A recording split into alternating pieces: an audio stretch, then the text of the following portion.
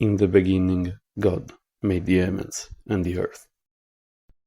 Sounds simple, right? Well, it's not. And you're wrong. And everything you believe is wrong. But worry not, my friend, for I am the Grand Crusader and I'm here to teach you the Bible. The only way I know how, by beating you over the head with it. As you know, the Bible was not written in English. Genesis, in fact, was written in Ancient Hebrew, and in Ancient Hebrew, the word used here is Bereshit. Maybe. See, Ancient Hebrew is a weird language, and in old manuscripts, we lack the vowels. So the first word of Genesis could be Bereshit, which means at the beginning of everything, or Beroshit, meaning firstly, or at the start of what we are talking about. Some modern translations use the alternative when God began to create because of this. But Crusader, why is this important? Isn't it all the same? Well, no, you stupid heretic. See, if we say at first instead of in the beginning, we are implying the possibility of something else existing before all of creation besides God. There could have been some other reality or some other entities made by God before all of this, and if this doesn't give you existential terror, I don't know what will. Now, let's move on to the word God. Yes, we have old earth name. In this point of the Bible, it's Elohim, the word used to identify God.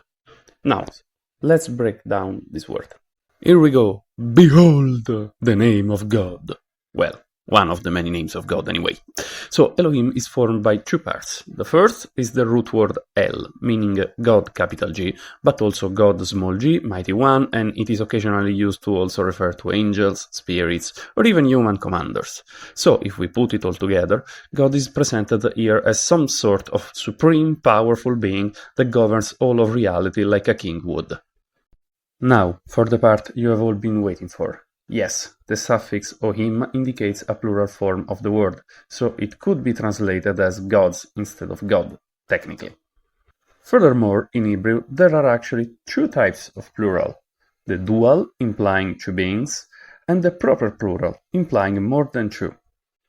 As you can imagine, this fact gave rise to a lot of fringe alternative theories about God, which I am not going to dignify with a reply here. Let me know in the comments if you want me to make a video where I crusade them, though. Today, there are two main theories that Christians and Jews alike have proposed to explain this plural. Theory number one proposes that the plural here is a pluralia majestatis, or a plural of respect, while theory number two proposes instead the idea that the word used here does not refer only to God, but also to a bunch of spirits that helped God during creation, kinda like as if God was the architect and they the builders. I personally lean more towards this explanation, but you can pick the one you like the most. Moving on, we can see how the word made is a translation of the word bara, which can mean to make, but also to shape and to give form. This way, the biblical author is giving us the idea of a God who creates by shaping the world, and by giving it therefore function and purpose, kinda like a cosmic potter who gives the shape and purpose of vase to a formless clay. Speeding things up a little bit, the words the heavens and the earth can be translated one as the sky or the aloft, and the other as the earth, but also the land, and more generally the things that are low in a more general sense. Sounds pretty straightforward, right? Wrong again! See, the book of Genesis was compiled during the Babylonian exile when Jews were deported in Babylon. And while there, they started to worship other gods. You can imagine how the Israelite priestly class took that. A true battle for the soul of the Jewish people started, and not one fought with swords and spears, but with words between the pagan and the Israelite priest. So, what did the pagan priest preach? Well, they too had a holy book that tried to explain creation, and this book was called the Song of the O. And when I say O, I am not talking about Yo Mama, but an actual O that the god Enlil used to separate the heavens from the earth. Here we can read one of the very first passages.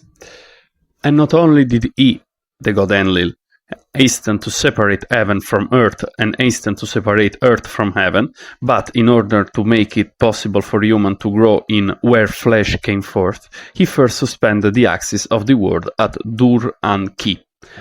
Both where flesh came forth and Dur and Ki are cosmical places in the in the mythology of Babylonian people. Notice something familiar? That's right, by borrowing the phrase the heavens and the earth, the biblical authors are basically replying to the pagans, saying that not Enlil but Elohim made the universe. Furthermore, in the ancient world, the sky and the ground were often used to identify the realm of the gods, the sky, and the realm of man, the ground. By saying Elohim made them both, the biblical author is saying that even if gods or other spirits exist, Elohim is beyond all of them and created all of them. Checkmate, pagans. So, in conclusion, we have explored how one single verse of the Bible carries more meaning than an entire political speech. We have learned that God made the universe, that Genesis was written to fight off the pagans, that God might have had a little help in making the universe, and that, most importantly, He is the Lord of all that there is and that ever was. I hope I have taught you something useful, regardless of what you believe, and if so, please like, share and subscribe. Also comment, this is my first video, so any advice is welcomed.